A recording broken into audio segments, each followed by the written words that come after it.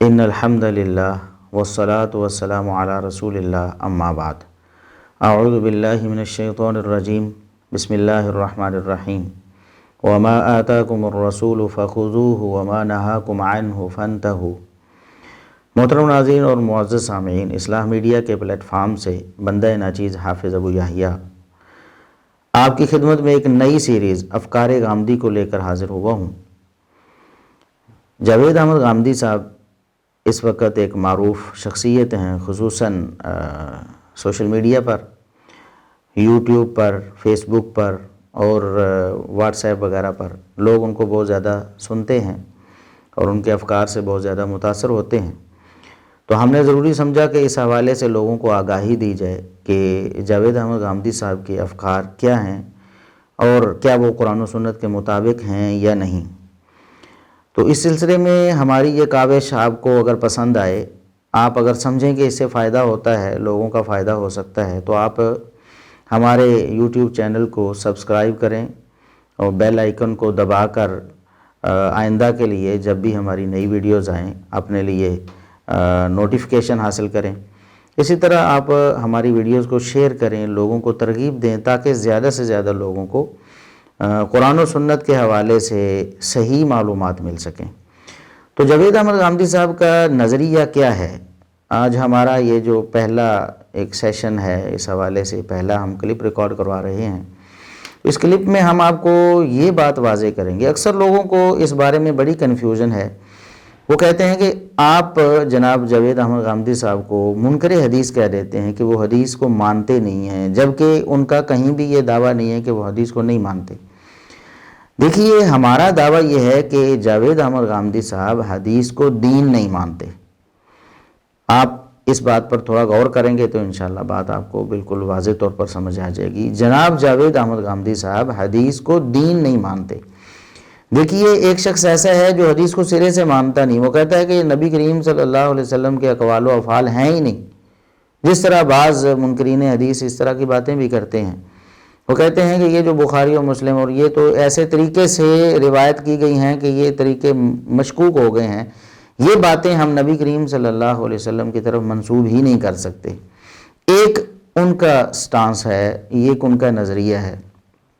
جبکہ دوسرا نظریہ جاوید احمد غامدی صاحب کا ہے۔ ان کے نزدیک نبی کریم صلی اللہ علیہ وسلم کی یہ جو فرامین ہیں آپ کی طرف منسوب ہیں، یہ ثابت بھی ہو سکتے ہیں، جس طرح عام محدثین کا ایک طریقہ کار تھا۔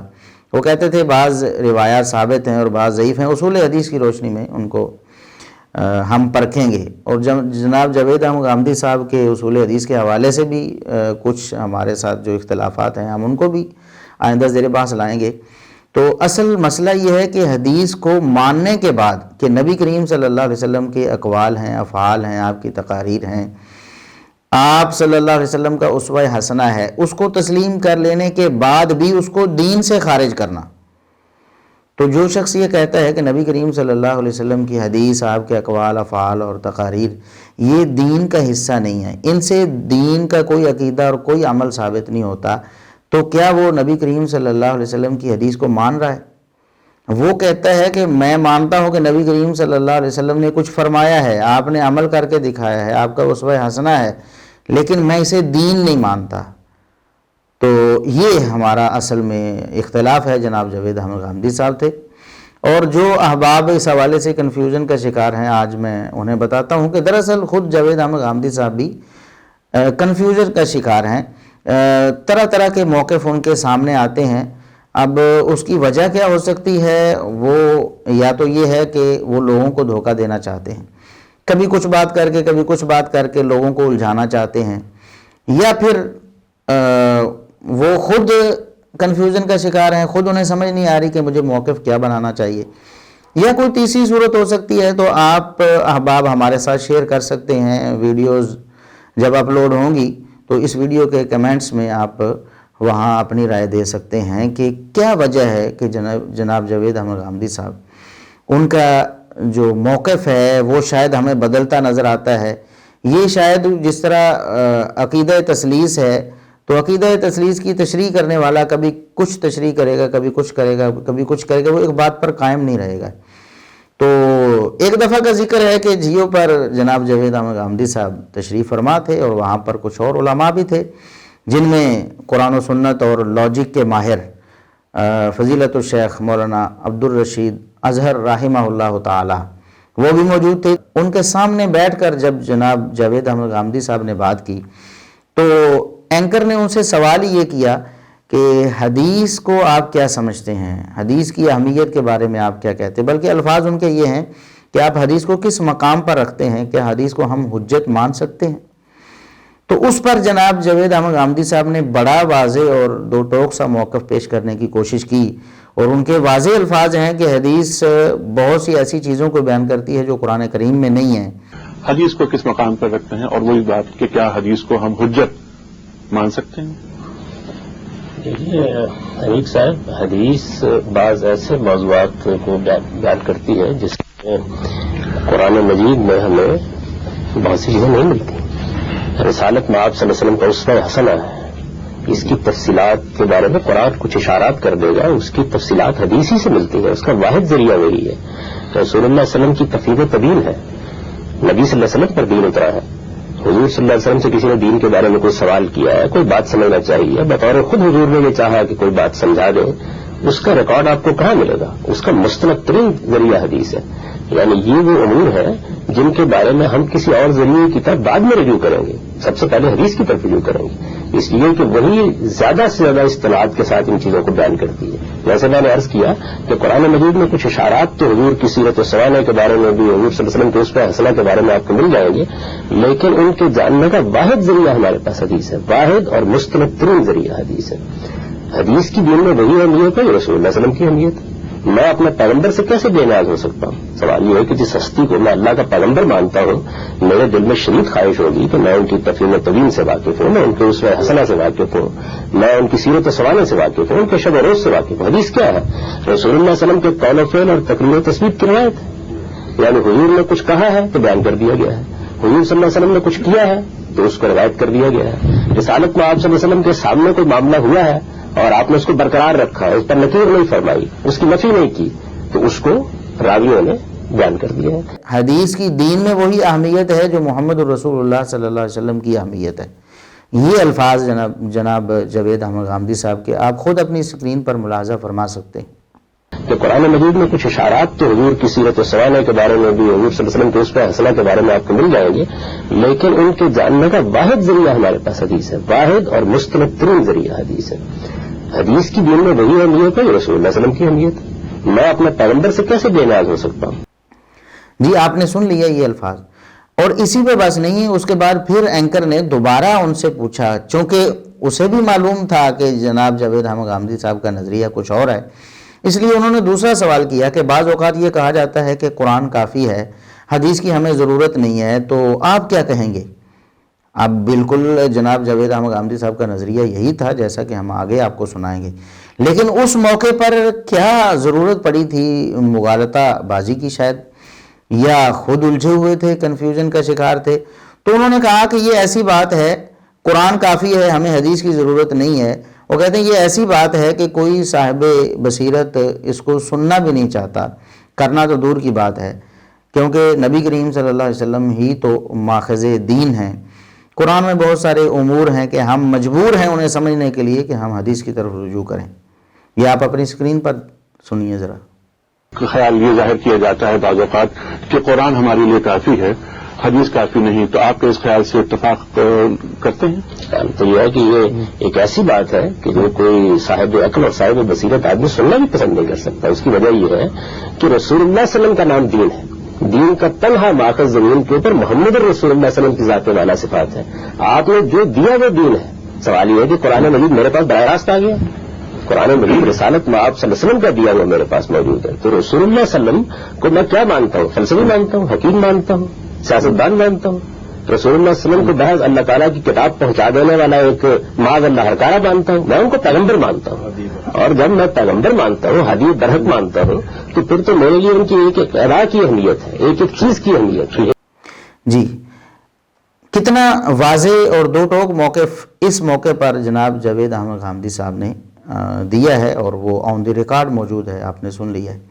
لیکن دوسرے موقع پر دوسرے ایک موقع نہیں، بہت سارے موقع ہیں، ہم ایک دو کلپ آپ کے سامنے رکھتے ہیں کہ جب ان سے پوچھا گیا کہ حدیث کیا دین میں شامل ہے کہ نہیں، بلکہ جو کلپ اپلوڈ ہوا ہے اس کا عنوان یہ ہے کہ صحیح حدیث دین میں شامل نہیں، صحیح حدیث بھی دین میں شامل نہیں ہے۔ اور اس میں غامدی صاحب جو ہیں وہ کہتے ہیں کہ قرآن اور سنت، قرآن اور حدیث نہیں، قرآن اور سنت وہ کہتے ہیں کہ قرآن سے پہلے موجود تھی اور نبی کریم صلی اللہ علیہ وسلم سے بھی پہلے موجود تھی، ابراہیم علیہ السلام کی سنت اور پہلے انبیاء کی سنت، اور وہ کہتے ہیں وہ 27-28 چیزیں ہیں، ان کے بارے میں بھی ہم انشاءاللہ تفصیل سے آئندہ بات کرتے رہیں گے۔ تو وہ کہتے ہیں کہ یہ 27-28 جو چیزیں ہیں یہ سنت ہیں اور یہ قرآن سے بھی پہلے موجود ہیں، اس کے بعد قرآن آ گیا، قرآن آخری کتاب۔ یہ تو قرآن کے بارے میں میری گزارش ہے۔ اس کے بعد دوسری چیز کیا ہے؟ دوسری چیز انبیاء کی سنت ہے۔ تو اس وجہ سے یہ جتنا دین ہے جو پہلے سے موجود ہے اس کو سنت کہا جاتا ہے۔ رسالت مآب صلی اللہ علیہ وسلم نے اس سارے دین کو اپنی سینکشن سے اپنی امت میں جاری کر دیا ہے۔ میں نے اپنی کتاب میزان کے شروع میں اس کی فہرست بنا دی ہے، تو یہ قرآن اور سنت ہے۔ ہمارا پورا دین انہی دونوں میں ہے۔ اس دین میں نہ کوئی دوسری چیز ایک حرف کا اضافہ کرتی ہے نہ کمی کرتی ہے، پورا کا پورا دین انہی دو چیزوں میں ہے۔ تو قرآن اور پہلے انبیاء کی سنت جو ہے، پہلے انبیاء کا جو طریقہ ہے وہ ہمارا دین ہے، وہ اسلام ہے، وہ شریعت ہے۔ اس کے علاوہ کسی چیز کو حدیث کا نام لے کر وہ کہہ رہے ہیں، حدیث کے بارے میں واضح الفاظ میں وہ یہ موقف دے رہے ہیں کہ حدیث دین میں نہ کسی عقیدے کا اضافہ کر سکتی نہ کسی عمل کا۔ اس سارے ذخیرے سے نہ دین میں ایک تنکے کا اضافہ ہوتا ہے نہ کمی ہوتی ہے۔ تو یہ بڑا قیمتی ذخیرہ ہے، لیکن یہ سمجھ لیجئے نہ اس سے کسی عقیدے کا اضافہ ہوتا ہے نہ کسی عمل کا اضافہ ہوتا ہے۔ ہمارا پورا دین قرآن اور سنت میں ہے، اور سنت کسی حدیث سے ہم نے نہیں جانی۔ ایک طرف وہ کہہ رہے ہیں کہ یہ ایک بڑی قیمتی چیز ہے، لیکن اس قیمتی چیز کو کہتے ہیں کہ نہ اس سے عقیدہ بن سکتا ہے نہ اس سے عمل بن سکتا ہے، ہم اس سے کوئی فائدہ نہیں لے سکتے، تو پھر قیمتی کون سی ہوئی؟ وہ کہتے ہیں کہ ایک تاریخی ریکارڈ ہے، اور بلکہ ایک انہوں نے ایک جسارت کی ہے، میں سمجھتا ہوں کہ شاید انہوں نے بے دھیانی میں ایسی بات کر دی ہے۔ کہتے ہیں کہ نبی کریم صلی اللہ علیہ وسلم کی زندگی کے جو حالات و واقعات ہیں وہ جمع ہوئے ہیں بالکل ایسے ہی جیسے ہمارے اور آپ کے حالات جمع ہوتے ہیں، تو اس میں اور ہمارے اور نبی کریم صلی اللہ علیہ وسلم میں کوئی فرق نہیں، وہ تو ہما شما کے بھی جمع ہوتے ہیں۔ یہ کتابیں جن کو آپ بخاری کہتے ہیں، مسلم کہتے ہیں، ابو داؤد کہتے ہیں، اس نوعیت کتابیں، یہ تاریخی ریکارڈ ہے۔ اس تاریخی ریکارڈ کو ہونا ہی تھا۔ کوئی دنیا کی شخصیت بھی ایسی نہیں ہے کہ جو دنیا میں کوئی کام کرنے کے لیے آئے اور اس کو ملنے والے اس کی باتیں بیان نہ کریں، یعنی یہ تو ہما شما کے ساتھ بھی روز ہوتا ہے، ایسا ہی ہوتا ہے۔ تو یہ رسالت مآب صلی اللہ علیہ وسلم کے معاملے میں بھی ہوا۔ یہ ان کے الفاظ ہیں، حالانکہ خود جناب جاوید احمد غامدی صاحب اس چیز کا اقرار بعض اوقات کر چکے ہیں کہ محدثین کرام نے نبی کریم صلی اللہ علیہ وسلم کی سیرت اور آپ کے اسوہ حسنہ کو جمع کرنے کے لیے جو احتیاط اپنائی ہے وہ بہت زیادہ ہے، جبکہ وہ عام لوگوں کے بارے میں وہ احتیاط نہیں اپنائی جاتی۔ جناب اب آپ نے خود دیکھ لیا ہے کہ ایک طرف وہ کہتے ہیں کہ جو اہمیت دین میں محمد صلی اللہ علیہ وسلم کی ہے وہی آپ کی حدیث کی ہے، اور حدیث بھی دین ہے، اور قرآن اور حدیث کو الگ نہیں کیا جا سکتا، جدا کیا ہی نہیں جا سکتا، قرآن اور حدیث بالکل ایک ہی چیز ہیں۔ میرے نزدیک تو اس بحث کی بھی کوئی ضرورت نہیں ہے کہ قرآن کے بعد، میں یہ کہتا ہوں کہ اس میں تو کوئی شک نہیں کہ قرآن اللہ کی کتاب ہے، لیکن قرآن مجید میں تو ان امور میں سے بہت سی چیزیں زیر بحث ہی نہیں آئی، کیونکہ ہم مجبور ہیں اس کے لیے کہ حدیث کی طرف رجوع کریں، اور ہمارے یہاں جو حدیث کا ذخیرہ موجود ہے جب ہم اس کو پڑھتے ہیں تو اسی سلسلے میں پیغمبر کی پوری شخصیت ہمارے سامنے آتی ہے، ان کے شب و روز ہمارے سامنے آتے ہیں، انہوں نے دعوت کیسے پیش کی، ان کو کیا مراحل پیش آئے، ان کی زندگی میں کیا مقامات آئے، یہ سب ہمیں یہیں سے معلوم ہوتے ہیں۔ اس کے بعد تاریخی ریکارڈ کی چیزیں ہیں، اور قرآن کو سمجھنے کے لیے ہم مجبور ہو جاتے ہیں بس اوقات کہ ہم حدیث سے رہنمائی لیں، ورنہ قرآن کو سمجھ ہی نہیں سکتے، یا اسلام کے بعض امور ایسے ہیں جو قرآن میں ہیں ہی نہیں، وہ حدیث میں ہیں۔ حدیث کو سمجھے بغیر قرآن سمجھ میں نہیں آتا۔ یہ بات یہ کہ قرآن مجید کے سمجھنے اور سمجھانے کے معاملے کے بارے میں دو رائے ہو سکتی ہیں۔ قرآن مجید اپنی ذات میں عربی مبین میں ہے، بہت واضح ہے، لیکن بہت سے ایسے امور ہیں جن کے بارے میں ہم مجبور ہیں کہ ہم حدیث کی طرف رجوع کریں، جبکہ یہاں وہ کہہ رہے ہیں کہ قرآن بس ہمیں کافی ہے۔ قرآن اور پہلے انبیاء کا جو طریقہ ہے، اندازہ کریں یہاں غامدی صاحب کو کیا ہو گیا ہے، اور ان کے فالورز بھی جو ان کو سنتے پڑھتے دیکھتے ہیں وہ بھی غور نہیں کرتے کہ ابراہیم علیہ السلام سمیت پہلے جو انبیاء ہیں ان کا طریقہ تو ہمارے لیے سنت ہو گیا، وہ لازم ہو گیا، اور اس کے بغیر ہمارا دین نہیں ہے، وہ دین ہے، لیکن محمد صلی اللہ علیہ وسلم کا جو طریقہ ہے وہ ہمارے لیے دین نہیں ہے۔ اس کو کہتے ہیں کہ نہ اس سے کوئی عقیدہ ملے گا، نہ اس سے کوئی عمل ملے گا، تو اس کو کہتے ہیں کہ یہ تاریخی ریکارڈ ہے۔ اب یہ ساری چیزیں آپ دیکھ لیں، ان کے دیکھنے کے بعد آپ ذرا اپنا موقف بنائیں یا ایک نتیجہ نکالیں۔ آپ کیا نتیجہ نکالتے ہیں وہ ہمارے ساتھ ضرور شیئر کیجئے گا۔ ہمیں تو یہی بات سمجھ آئی ہے کہ غامدی صاحب حدیث کو دین نہیں مانتے، اور یہ جو ہم غامدی صاحب کے بارے میں کہتے ہیں کہ غامدی صاحب حدیث کو نہیں مانتے، اس کا یہ مطلب نہیں ہوتا کہ وہ لفظ حدیث کو نہیں مانتے، یا حدیث کی کتابوں کے بارے میں کہتے ہیں کہ وہ ہیں ہی نہیں، مانتے ہیں۔ اصل میں ہمارا ان سے اختلاف یہ ہے کہ غامدی صاحب حدیث کو دین نہیں مانتے، اور اس حوالے سے اگر آپ کی کوئی دوسری رائے ہے یا غامدی صاحب کی کوئی صراحت ہے تو آپ ضرور ہمارے ساتھ شیئر کر سکتے ہیں۔ آپ ہمارے ای میل ایڈریس پہ ہمیں وہ چیزیں بھیج سکتے ہیں، اسی طرح ہمارے فیس بک پیج پہ بھی آ کر کمنٹ میں یا ان باکس میں رابطہ کر سکتے ہیں۔ آپ ہمیں اپنے سوالات اور اشکالات جناب جاوید احمد غامدی صاحب کے حوالے سے بھیج سکتے ہیں۔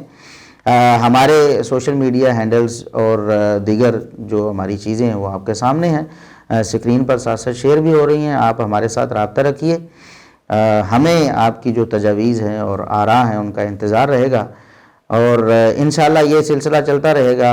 آئندہ کوئی اور قرآن کریم کے حوالے سے جو وہ بات کرتے ہیں کہ قرآن بالکل واضح ہے، حدیث کی ضرورت نہیں ہے، اس پہ بھی انشاءاللہ ایک الگ کلپ ہوگا۔ اس سے علاوہ الگ الگ موضوعات پہ انشاءاللہ بات چلتی رہے گی، اور اس میں پھر ایک تو اصولی معاملات ہیں وہ بھی آئیں گے، اور کچھ فروعی معاملات ہیں کہ ان اصولوں کی روشنی میں جن فروعات پر وہ ڈسکس کرتے ہیں، بعض احادیث پر وہ کلام کرتے ہیں، ان پر بھی انشاءاللہ ہمارا سلسلہ چلتا رہے گا۔ ہمارے ساتھ آپ جڑے رہیے اور ہمیں دعا میں یاد رکھیے، اور اس دین کی دعوت کو آپ زیادہ سے زیادہ لوگوں تک پھیلائیے۔ اللہ رب العزت ہمارا اور آپ کا حامی و ناصر ہو۔